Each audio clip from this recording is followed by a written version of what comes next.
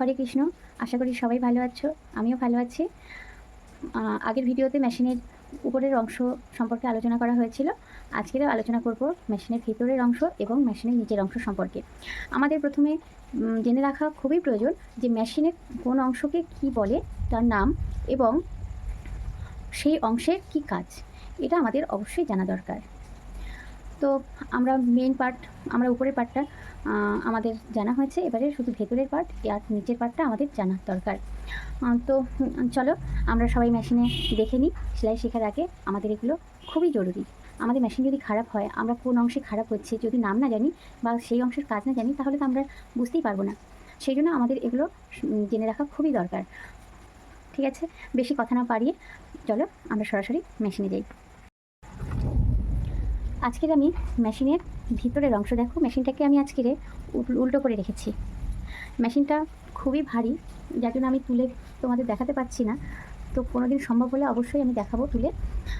আজকের আমি এইভাবেই দেখাচ্ছি, তোমরা একটু দেখে নাও। দেখো আমাদের এই অংশে এই ববিনটা থাকে, এই অংশে এটা আমাদের খুবই একটা ইম্পর্টেন্ট অংশ। এই অংশটাকে বলা হয় সেডেলের অংশ। এখানে আমাদের এই ববিনটা ববিন কেসের মধ্যে থাকে। ঠিক আছে, এটা আমাদের ববিন কেস সহ ববিন। আমি খুলে দেখাবো তোমাদের। দেখো এটা হচ্ছে ববিন কেস আর এটা হচ্ছে ববিন।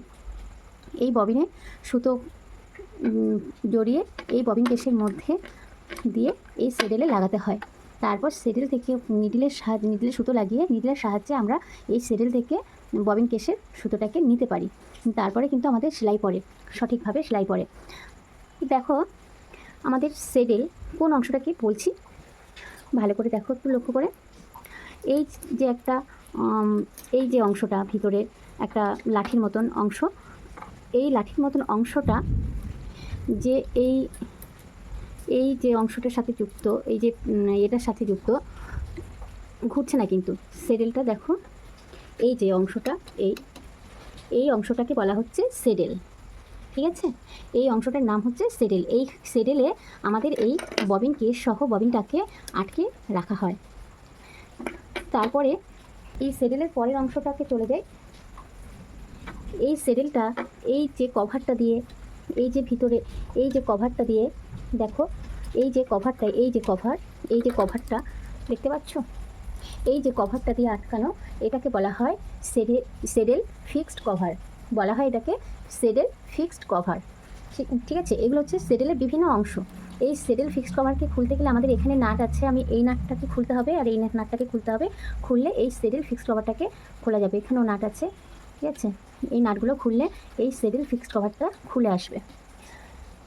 তারপরে আর সেডেল, এই যে অংশটাতে এই সেডেলটা লাগানো আছে, এই যে অংশটা, এই দেখো আমি এই দেখিয়ে দিচ্ছি, যতটা সম্ভব চেষ্টা করছি দেখিয়ে দেওয়ার।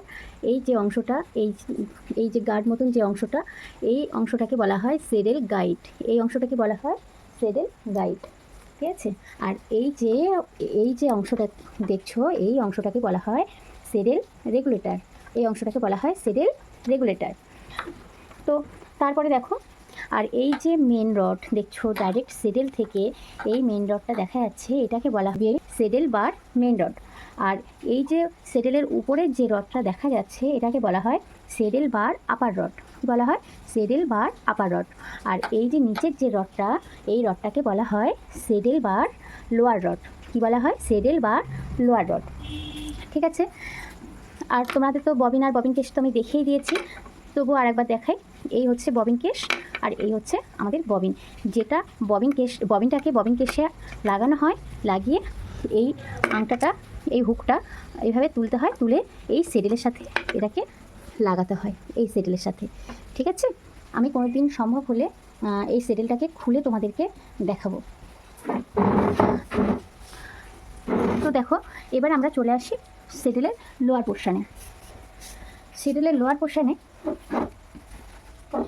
এই অংশটাকে বলা হয় বেল্ট। দেখো এটা আমাদের এই মেশিনের এখান থেকে আমাদের এই বেল্টটাকে এইভাবে আমরা লাগাই। তো এটাকে বলা হয় বেল্ট, অনেকে ফিতাও বলা হয়। আর এই যে অংশটা এই অংশটাকে বলা হয় বেল্ট গাইড। এই অংশটাকে বলা হয় বেল্ট গাইড। আর এই এই যে দুটো অংশ এই উঁচু হয়ে আছে, এই যে বেল্ট রাখার পর এই দুপাশে এই বেল্টটা রাখলাম, এরপরে এই যে দুপাশের যে উঁচু অংশ, এই দুটো উঁচু অংশটাকে বলা হয় বেল্ট শিফটার। কী বলা হয়? চলে গেল। তাই আবার এই চার্জার লাইটটা নিয়ে নিলাম। দেখো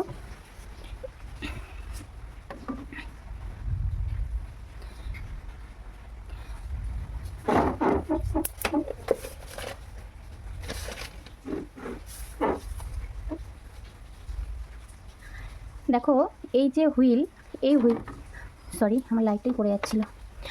এই যে হুইল, এই হুইলটাকে বলা হয় ব্যান্ড হুইল বা লেগ হুইল। এই হুইলটাকে বলা হয় ব্যান্ড হুইল বা লেগ হুইল। আর এই যে ইউর মতন যে শেপটা, এই শেপটাকে বলা হয় ব্যান্ড হুইল ক্র্যাঙ্ক। কি বলা হয়? Band wheel crank. এই অংশটা, এই ইউর মতন যে অংশটা, এই অংশটাকে বলা হয় ব্যান্ড হুইল ক্র্যাঙ্ক। আর এই দেখো ব্যান্ড হুইল ক্র্যাঙ্ক থেকে একটা রড দেখো এই আমাদের প্যাটেল পর্যন্ত চলে গেছে, এইখানে লাগানো হয়েছে, দেখেছো? এই যে ব্যান্ড হুইল ক্র্যাঙ্ক থেকে একটা এই রডটা গিয়েছে, এই রডটার নাম হচ্ছে পিটম্যান রড। আচ্ছা, এবারে আসি এই অংশটাকে বলা হয় থ্রেডেল বা প্যাটেল। কি বলা হয়? থ্রেডেল বা প্যাটেল। এবারে আসি, এই দেখো মেশিন, এই যে কারেন্ট চলে এসেছে, এই যে মেশিন এই যার উপরে ভর করে দাঁড়িয়ে আছে, এইদিকে একটা দেখো, এই দুটো আর এই দুটো পার্ট, মানে এদিকে এই একটা, এই দুটো, আর এদিকেও এই একটা, এই দুটো, ঠিক আছে? এই একটা আর এই দুটো পার্ট নিয়ে কিন্তু একটা, দেখো এখানে একটা জয়েন করা আছে, সেহেতু এগুলো একটা আমাদের যেমন মানব শরীরের দুটো পা আছে, মেশিনেরও এই দুটোকে লেগ বলা হয়ে থাকে। আর এটা আমার যেহেতু ডবল মেশিন, সেহেতু এটা আমাদের এইখানে যেমন আমাদের আছে পিচ রেগুলেটর লিফটার, এটা হাত দিয়ে আমাদের ট্যাগ দিতে বা ব্যাক সেলাই বলতে আমাদের জয়েন্ট মুখ মোড়ার জন্য যে সেলাইটা আমরা দিই, পাকা সেলাই বলা হয় অনেকে বলে। তো এই ব্যাক সেলাইটা দিতে বা ট্যাগটা দিতে আমাদের এইটা হাত দিয়ে প্রেস করলে পড়ে যায়, আর এটাকে আমরা পা দিয়ে এইভাবে যদি প্রেস করে দিই তো ওই একই কাজ হয়, ঠিক আছে? তো এটা হাতের সাহায্যে হয়, এটা পায়ের সাহায্যে হয়। এটা হচ্ছে স্পিড রেগুলেটর লিফটার, ঠিক আছে? আশা করি এই ভিডিওটা তোমাদের অনেক উপকারে লাগবে এবং এই ভিডিওটা পেয়ে তোমরা অনেকেই উপকৃত হবে।